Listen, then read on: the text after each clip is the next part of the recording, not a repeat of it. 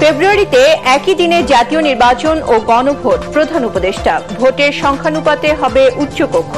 সংসদকে 6 মাসের মধ্যে সংবিধান সংস্কার করতে হবে। প্রধান উপদেষ্টার ভাষণ স্বাক্ষরিত জুলাই সনদের লঙ্ঘন। বিএনপির তাৎক্ষণিক প্রতিক্রিয়া। নতুন সংকট তৈরি করবে বলছে জামাত। আদেশে রাষ্ট্রপতি স্বাক্ষর দুঃখজনক এনসিপি।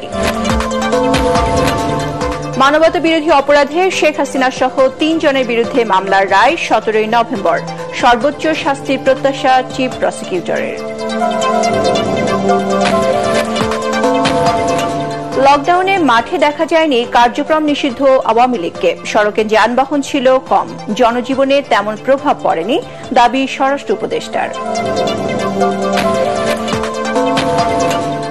সব পক্ষের সহযোগিতা ছাড়া গ্রহণযোগ্য ভোট আয়োজন সম্ভব নয়, জানালেন সিইসি।